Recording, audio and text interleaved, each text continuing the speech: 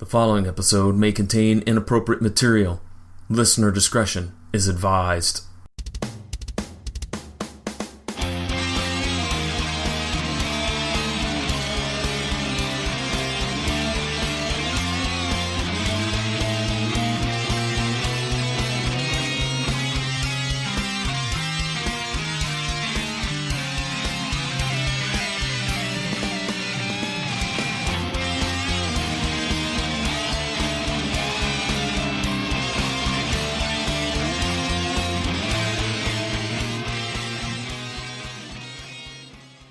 What's up, everybody? Welcome to Mattalk. My name is Jason. This is hold on. John, can you just erase all this as if it never happened for me, please? I think they used to call it whiteout, something that we don't really use anymore. Or I don't hear about whiteout anymore. It's not a thing, really, is it? You know what? I think they have gone away from the liquid. I think now most people use the little contraption that has the white tape in it that you can just run across the sentence or that. But yeah, I mean, look, there is a lot of throwback technology in this episode of Mattalk that we have got to discuss. But Jason, before we do that, how you doing, man? I am doing, man. It's been a week, and I'm glad that the week is over, and I get to move into the weekend. And I watched Mattalk yesterday, and I am excited to talk to you about this episode. You know, before we do that real quick, I do want to mention something here real quick, if I may. I just found out when I got home, my buddy texted me this. Jim Brown, a man that played 9 seasons for the Cleveland Browns. He was a civil rights activist. He was also an actor. He passed away at the age of 87. And, you know, me, I'm a huge fan of blaxploitation films. So this one kind of sucks, man, because Jim spent quite a bit of his career in a lot of these great movies. Of course, probably most known for being in The Dirty Dozen, Ice Station Zebra. What I know him from, Slaughter, where he kind of played this kind of James Bondish kind of Green Beret, Punisher type of guy, because his family's killed by the mob, and then he goes on the rampage destroying the mob in their wake. And there was a couple different ones. There's Slaughter's Big Ripoff, which was another sequel. But Jim Brown, I mean, you got to say, a legend in the sports world, a legend in the civil rights world, and a legend in the film world. R.I.P. Jim Brown. R.I.P. Jim Brown. John, I want to talk some Julie March talk. Okay, let's talk about Julie March, because as we're going to talk about it, it seems like this episode, about 85% of it deals with just Julie March. But go ahead. What were you going to tell us about Miss March? This is the second episode to feature her in a big role, right? Yeah, absolutely. Well, I want this spinoff, but it's kind of a spoiler. We'll hold off. But I want the spinoff. Yeah. All right. You want to go ahead and jump on into it, man? I do, John. All right. Then let's go ahead and get into our opening statement. Testify! Woo! Wrong. We're not testifying yet. I know, but sometimes, you just feel it come upon you where you just got to testify. Okay. All right, I gotcha. The name of this episode is The X. It originally aired on October 17, 1989. We have some guest stars to talk about, and in fact, one very important one we'll get to here in a minute. Let's start with Lois DeBanzi. She was Catherine Ellery. You may also know her as Dr. Kolzak in Naked Gun 33 1/3. Eleanor Roosevelt in Annie. Henrietta Manley in Arachnophobia, and the delivery nurse in Addams Family Values, and Jason, I wish I had a siren. She was Mrs. Benford in Home Improvement. John, that is just awesome. We didn't need a siren for that. No. She has the hat trick. She's been on Murder, She Wrote, Matlock, and a Perry Mason TV movie. You buried the lead. She was also in the Whoopi Goldberg-led Sister Act. Oh, I overlooked that. I don't remember that being said. Otherwise, I would have wrote that down. I know that's a favorite of yours. I do like Sister Act.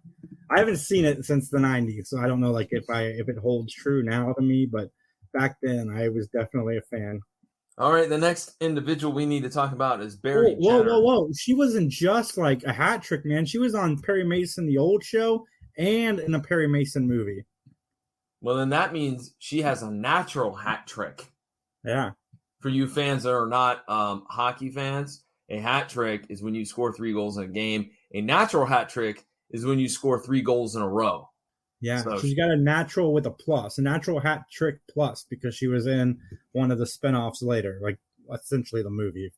there you go. So let's move on to Barry Jenner, who we've already seen. Barry Jenner played the role of Mark Harris in season 1, The Santa Claus. And that was the one where there was the kind of the down on your luck Santa who was kind of drinking and whatnot. And he got evicted from his, or was going to be evicted from his apartment. And then he supposedly murdered one of the big businessmen that were, you remember this one? Yes. Well, Barry Jenner is going to be playing Donald March. Now, you may also know him as Admiral Ross on Star Trek DS9, Lieutenant Murtaugh on Family Matters, and Matt McKenzie on Days of Our Lives. Nice to see him again. Our next guest star is Alan Fudge. He'll be playing the role of John Brady. You may know him as Lou Dalton on the WB show Seventh Heaven. Did you ever watch Seventh Heaven? I did not. My mom did. Other father, the Al Bundy is better than just pointing it out. Yeah. Well, are you talking in reality or on the show? Both. Okay. Stan Kinsey on The Young and the Restless. He also played Phil Janis in My Demon Lover, which of course is a Scott Valentine movie that we have discussed in a previous episode of Mattalk. And he was also, I forgot that Alan Fudge also we've seen before. He was Paul Davies in The Power Brokers in season number 2. Yes. He was on a Murder, She Wrote, the original show, and the Murder, She Wrote movie. Oh. And he was on Beyond Belief, Fact or Fiction. Another one of your favorites, Jason. A show I want brought back so bad. Well, Alan might have been on 2 Murder, She Wrote shows, but Bruce Kirby is our next guest star. And guess what? We have another hat trick. Woo! He was on Murder, She Wrote and a Perry Mason TV movie. He was also known as the gate guard in the Muppet movie, Detective D. Benedito in Throw Mama from the Train. I don't even know if I'm going to be able to say this one right. I'm sorry on this one if I mispronounce it big time. He was also Mr. Quid Akluko in the movie Stand By Me. He was also Pop Ryan in Crash.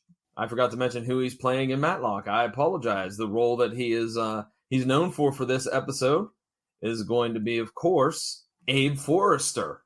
And then our last one, our last guest star. Hold on.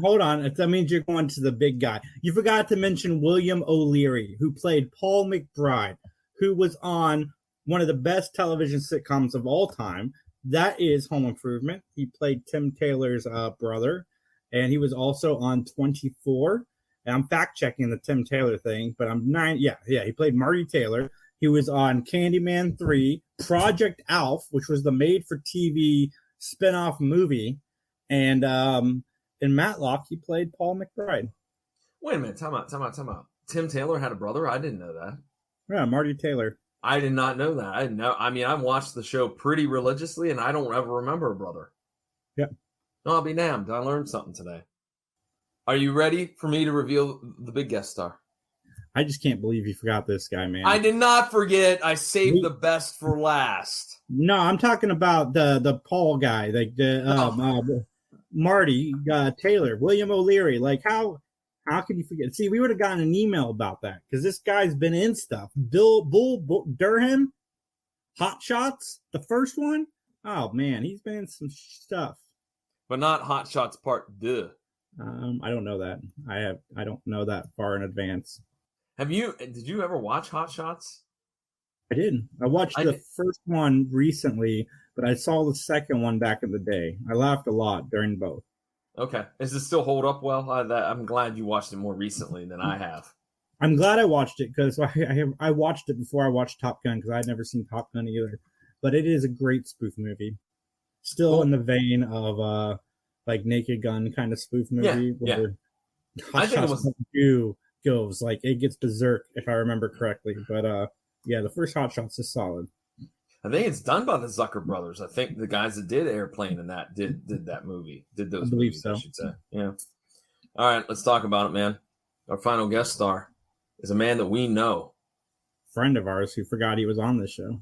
Yeah, that's right. He did, ladies and gentlemen. That's a shoot. That's the honest to goodness truth. We're talking about, of course, Larry Hankin is in this episode playing the role of Clayton Hood. And we don't need to tell you what Larry's known for. You should probably already know. I mean, the man's been in it all. He's Escape from Alcatraz, Friends, Breaking Bad, Home Alone, Planes, Trains, and Automobiles. What am I forgetting? Home Improvement. Home Improvement. He was on an episode of Home Improvement? Yeah. No, you're making that up. No, he played the guy that Tim hired to come scare the kids on one of the Halloween episodes. Okay, there you go, ladies and gentlemen. There you have it. I pay attention when I watch shows. It stays up here. Okay. John just casually watches television, folks. No. Unless it's Mattalk. There you go. Okay, I'll accept. I'll take that. Anyways, but ladies and gentlemen, we're dead serious. One conversation that we had with Larry, he does not remember having this role. He just doesn't. I don't know if he just forgot because he has such a lengthy resume or something happened and he wanted to forget it. He did not forget being on Matlock, but when he described the episode, he gave us something completely different. I don't know what episode. Yeah. I was like, yeah, that's not the episode, dude. But anyways, maybe we'll find a clip of this and send it to him. How about that? Yeah. And then go, here you go. All right. Jason, I have a question for you. It's a very important question. Are you ready to give an opinion? Your opinion. It's solely your opinion, so help you. I might. Get ready then, because it's time to testify!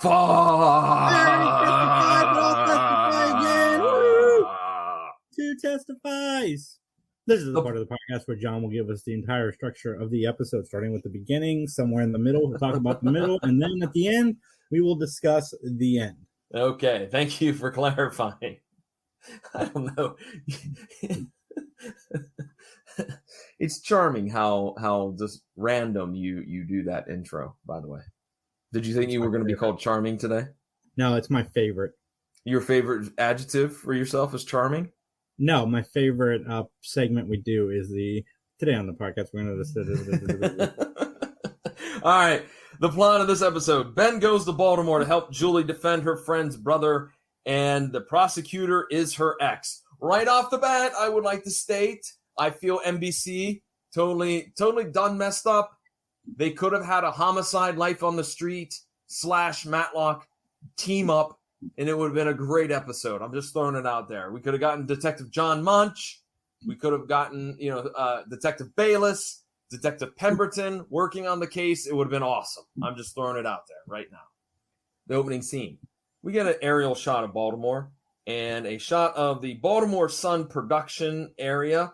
And the staff is kind of going over some stories and whatnot. And I said the Baltimore Sun. I think they gave it a different name, like the Republic or something. But it's kind of tongue-in-cheek that it's supposed to be the Baltimore Sun. Man, Jason, let's start it right now. Let's talk about some of the technology we've seen in this opening clip. Like the computers were like green screened, There was that weird thing like you have at the bank where you put your money in the container and it sucks it up through the vents and all that jazz. There was typewriters. Oh God, dude. Some of this stuff I didn't even know what it was. What's the first thing that comes to your head when you see an old computer? The Oregon Trail.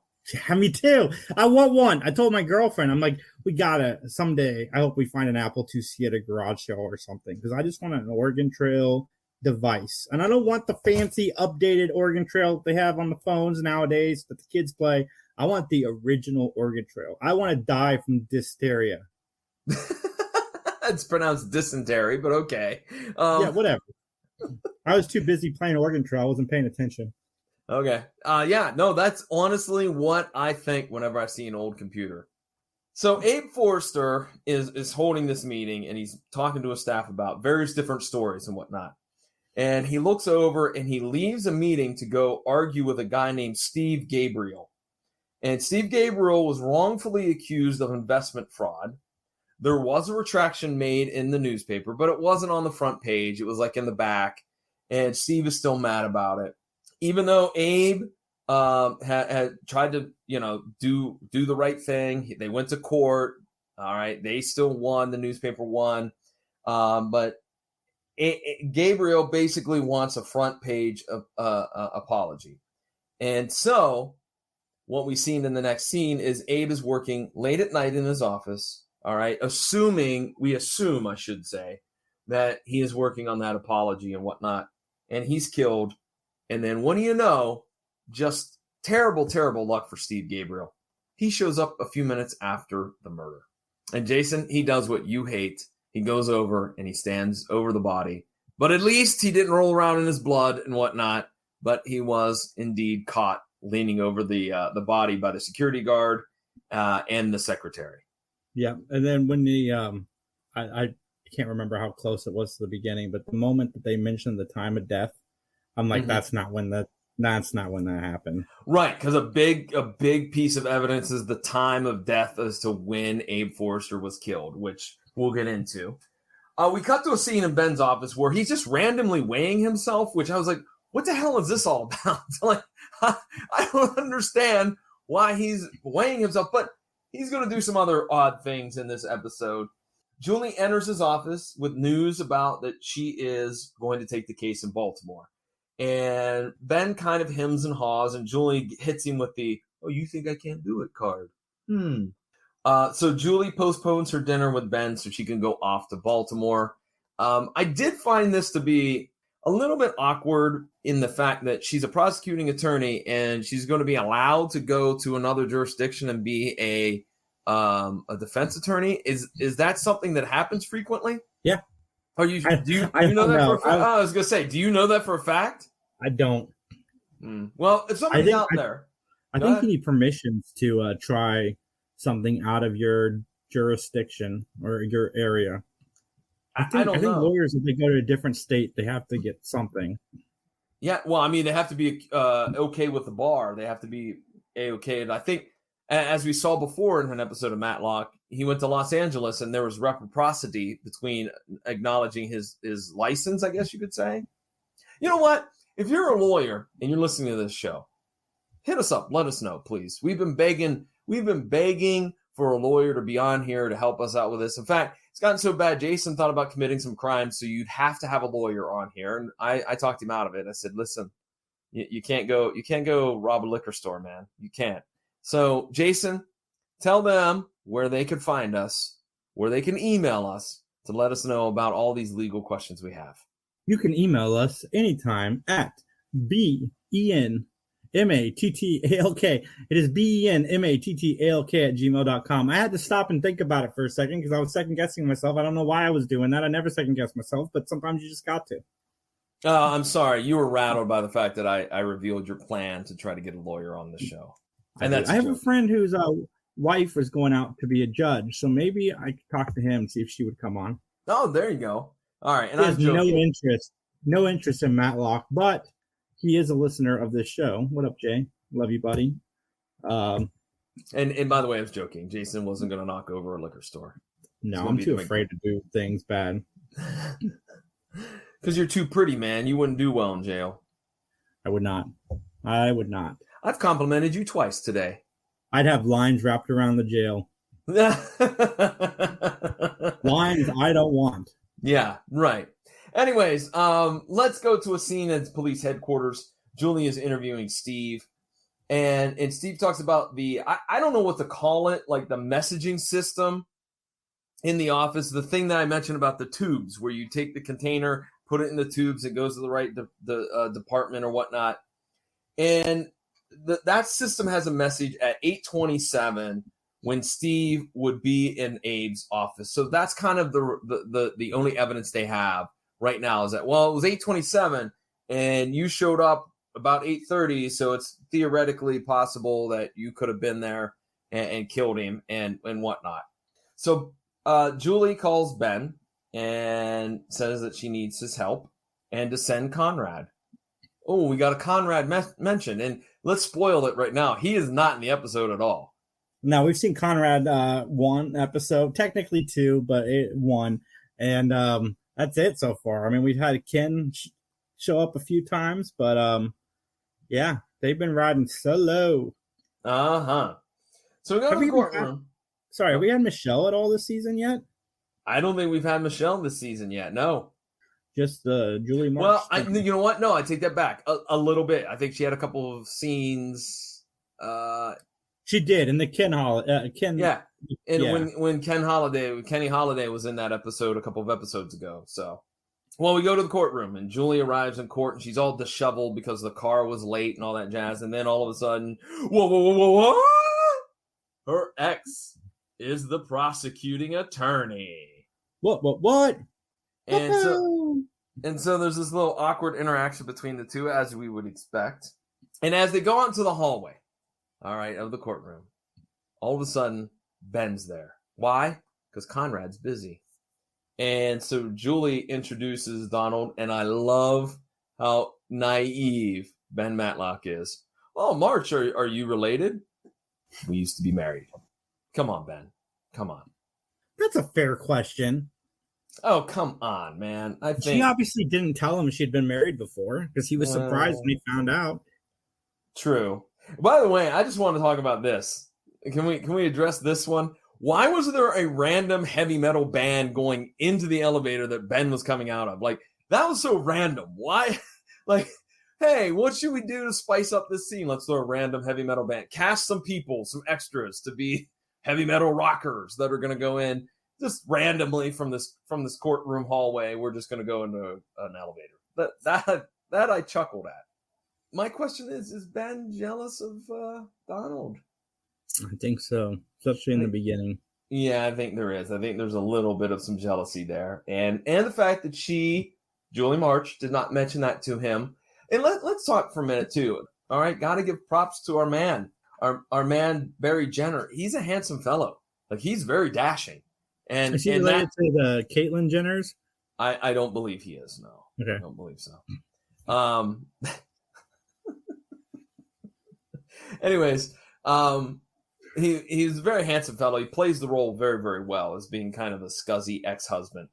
So Ben is in Abe's office next, and Catherine is interviewed by Ben, and Abe asks Steve to come into the office. Okay, and he said, "Look, if you come in, I'm gonna hook things up, make things right." That's basically what Catherine mentions. I like how Ben kind of was schmoozing a little bit. Like, I was thinking that he was trying to make maybe Julie a little bit envious the way he was kind of flirting with Catherine. Yeah. He asked her if she would like to get a cup of coffee. It always starts with coffee. Not for Ben Mattalk, though. Julie goes to Donald's office, and she tells him, "Stop staring at me." And he lays it on thick. "You're the best 10 years of my life. And come on, baby." And Julie pretty much shoots him down.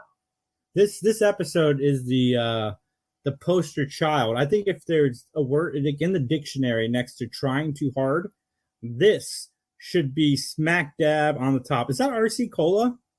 Yeah, that's RC Cola. That's I right. love RC Cola. It's the most underrated pop, in my opinion. I love it.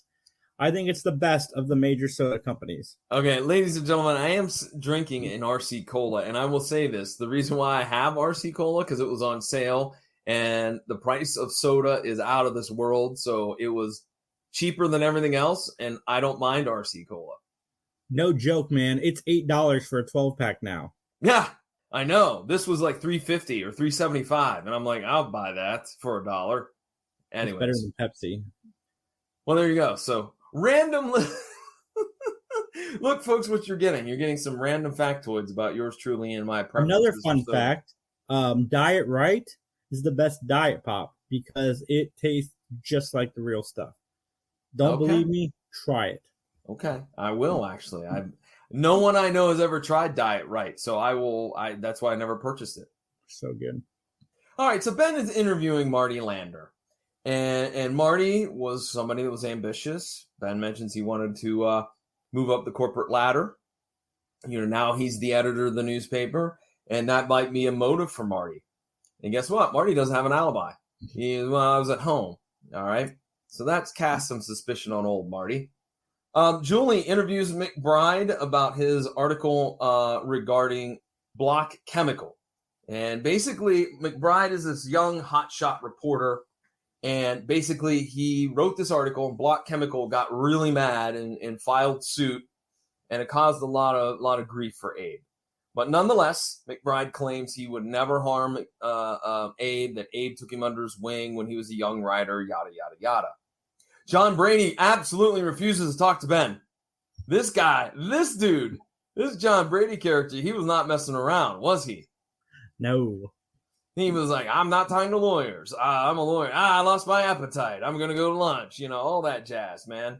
So we go to a scene in the elevator where Julie tells Ben about McBride's lie, that he claims that he was watching this play, but she knows for a fact that on that particular day, the main starlet, she was out and the understudy was there. And he was like, no, I was watching, Beulah McGillicuddy do her act, and it wasn't Beulah McGillicuddy. By the way, I stole that from ECW, so anybody out there that's a wrestling fan, you know who Beulah McGillicuddy is. But anyways, so then we cut to a scene where Ben goes to a bar and he finds John Brady, and I love how he slides right in next to him, so he's blocked in. I think that was smooth, man. So basically, Abe was going to fire John. There was a lot of libel suits with his column because it was very cutting edge. John provides Ben with his meeting details, and that's also his alibi. He's like, look, man, I was at a meeting from 8 to 9 in my office, a couple of floors up. We taped every single one of these. I forget what character taped them all, but he taped them all. They're all there, yada, yada, yada. Is this the part where Ben had the beer? Oh, yeah, where Ben had the beer. Yes. And it was warm and gross. Yes. Is this the first time? This isn't the first time we've seen Ben drink beer, is it? No, I think he's had a beer before, I believe. Okay. I was just curious because this one stood out. Maybe because he commented on it. Yeah, I think so. He drew attention to it.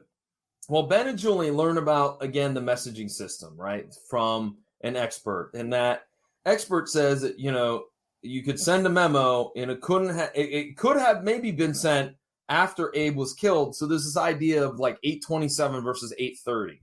And again, that time comes up. And I agree with you, Jason. At this point, I'm like, it doesn't really matter. That time is indifferent, if you ask me. I think that you're going to have to find another piece of evidence to link everything together.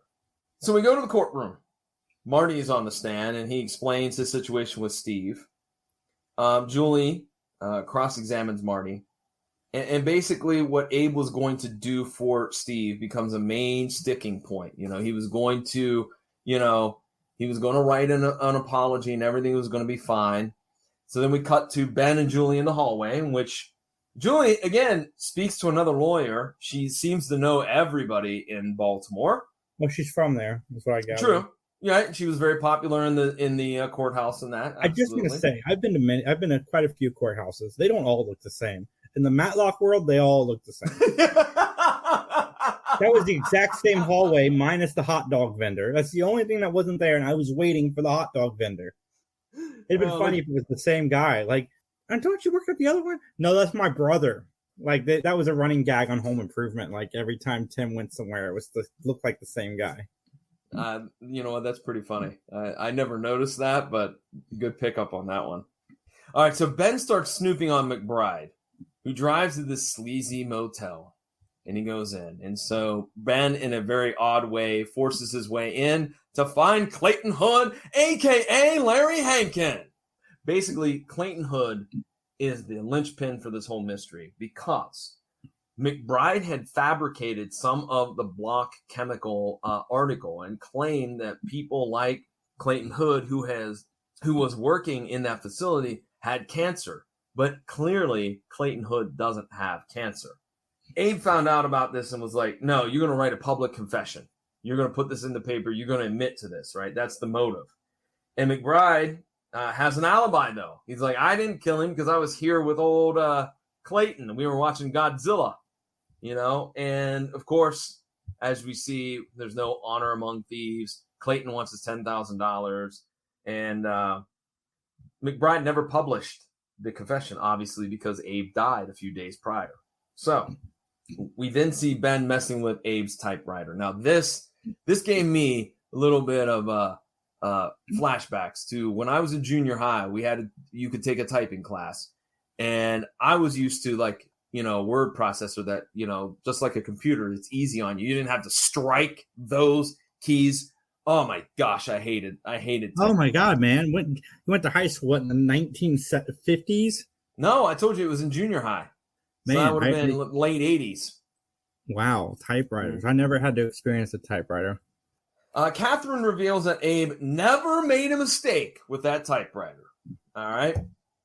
So then out in the hallway of the courtroom, Donald gives back Julie's lipstick to kind of try to rub it into Ben that they were hanging out the night before. I was like, is this high school? Like, seriously, this is high school. Come on, man. Come on.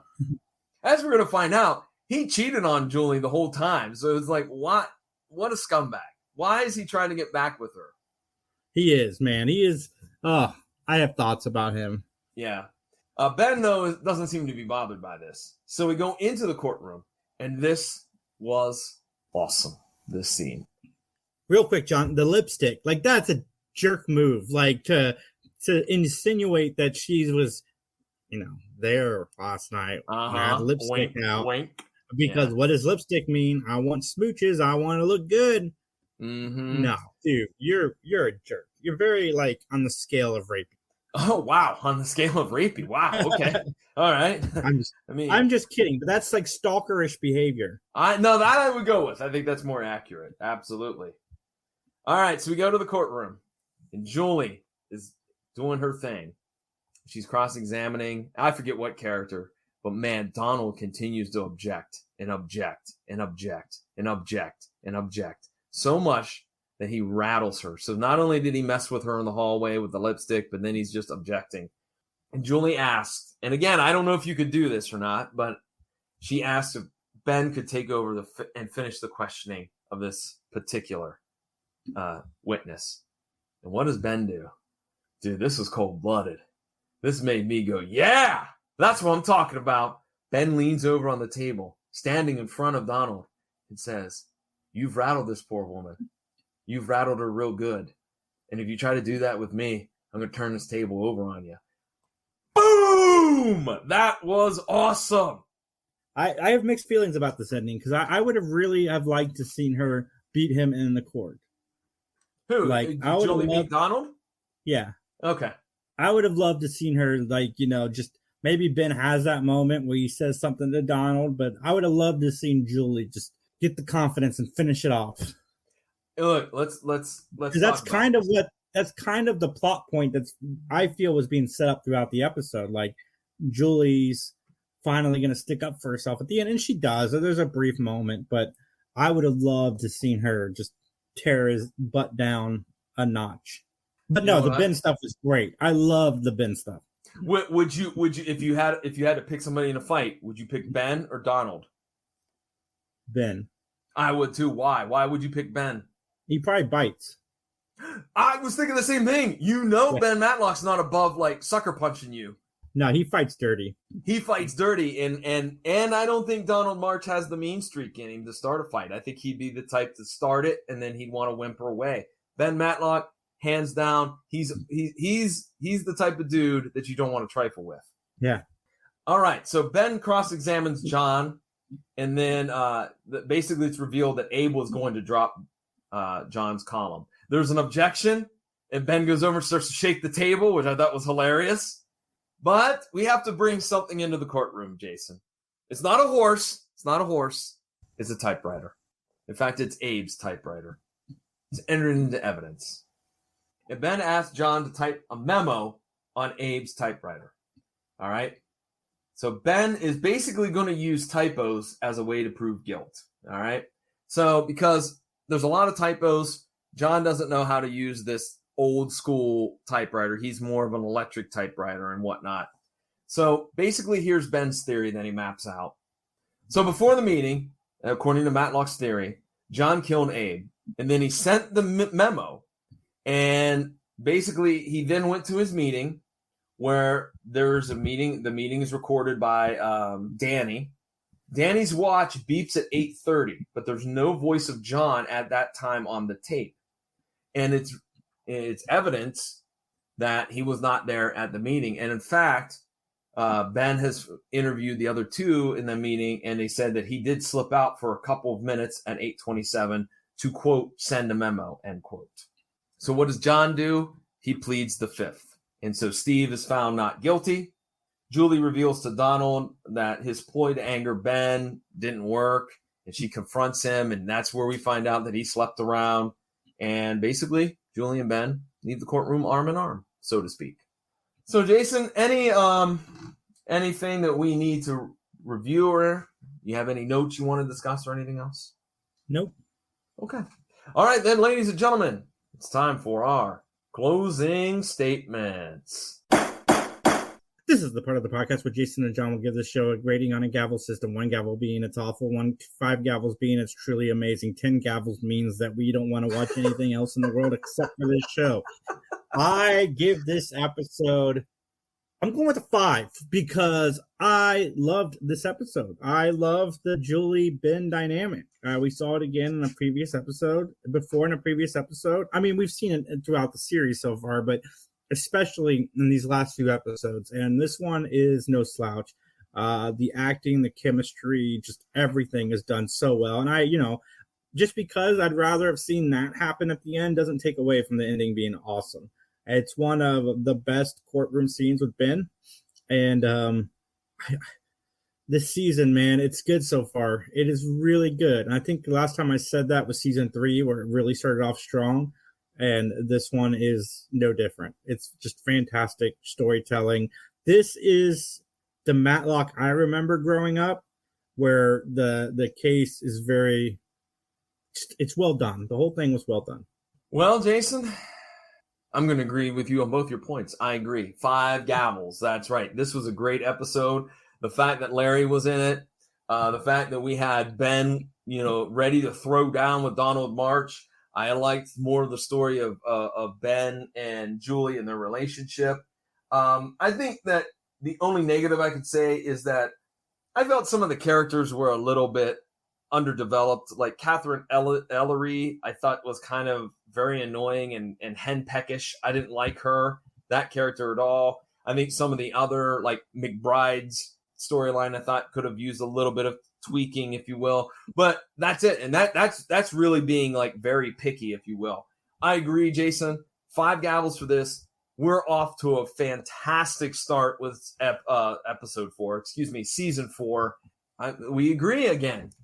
It's a good one, man. It is a good one. That's all that I can say. It's fantastic storytelling. Just everything I want out of this show. Well, with that, Jason, let's talk about our own podcasting projects. Hey, what is going on with the 3 Geeks podcast? We are doing everything, guys. We are live Saturdays at 7 p.m. now. I'm going to be telling a funny story 2 days ago, so check that out. And so much going on. It's in the future, but it's in the past, because when this airs, it's going to be in the past. So that's why I said I'm going to be recording an episode, so check it out 2 days ago, and you will enjoy it. Thank you, Kang the Conqueror. Thank you very much for that. Or should I call you Doctor Who? Call me whoever you want, John. All right. Where can folks get the 3 Geeks, by the way? I think did you mention that? Did you mention where it's available? We are everywhere. Just type in 3 Geeks Podcast. We're like a fungus. We just grow. Hopefully it's not that fungus that caused all that stuff on The Last of Us.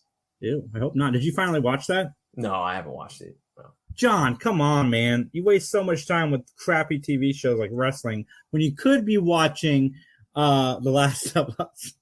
First of all, you've angered Gino. You've insulted the great sport of professional wrestling. We're going to get an email. You're going to get one, not me, because he knows I'm down. I'm down for the great king of sports of pro wrestling. And by the way, I have Better Call Saul to watch, so I've been told I need to get on that. Have you seen Breaking Bad? I have. I've just never watched Better Call Saul. Have you watched both? I watched the first season of Better Call Saul, and I have no excuse for not watching the rest because it's great. Okay. Well, anyways, ladies and gentlemen, let me tell you about the PVD Cast. The PVD Cast is available at pvdcast.com or wherever you find great podcasts. Whether you're talking Stitcher Radio or Spotify, Apple Podcasts, et cetera, it's there. Just go to the search bar, put in PVD Cast. Sometimes you have to put my name, John Orlando, after it, and you should find it. And hey, no matter if you listen to my podcast, Jason's podcast, whatever, please rate and review. It helps us out. It pushes us up the algorithm. Like our social media, for Mattalk or for our own individual projects. And Jason, I think we would be remiss if we didn't talk about one other project. I mean, that's right, John. The Jason Taylor Show. What are you talking about? No. I had a dream. I had my own show. So if you want to tune into my dreams, you can watch the Jason Taylor Show. It's fantastic. That was very weird. How would somebody get into your dreams? I'm talking about the Larry Hankin stories, available over at patreon.com/Larry Hankin. Just gonna you saw the guy in this episode. You want more? You want to know about his life? You want to know about his career in Hollywood? We got some great content for you. You need to check it out. Again, one more time, patreon.com/Larry Hankin. That's right, folks. It's good stuff, man. Larry is a funny dude. Funny dude. Here's a little clip. Oh, because they had killed my character? Yeah. You get 5 and you're a one-off, but if you get 6, you're a recurring. That's a big, huge bump in your pay from just being 1 to boom. So I had 5. I figured, hey, man, I'm going to get 6. If you got 5, you're going to get 6. I mean, it's a foregone conclusion. And no, they said, oh, you got the 5th one. I go, great, one more, He says, well, there's something wrong here. What could be wrong? He says, you die in the 5th one, no 6th one. No. So in between the guy who said you got the 5th one, in my mind, I just remember this. In my mind, I thought, 5, okay, one more, and I can put a down payment on a house. At least I can get a driveway. And then he says, yeah, but, they kill you. And they took the house away. You know what, guys? Let's start a GoFundMe for Larry to have a driveway. No. We got it already, man. The Patreon. That's right, folks. The Patreon. Check it out. He's, of course, talking about Friends. And it's fun to talk to him. That actually came from an interview the Three Geeks did with Larry. But it's stuff like that you're going to hear more about. Like, he gets more into that story and what he did when he showed up on set after finding out he was being killed off. So lots of fun stuff. Lots of great content. Once again, patreon.com/Larry Hankin. And Jason, with that, let's get on out of here, shall we? We shall, John. And as they say in court, nothing further.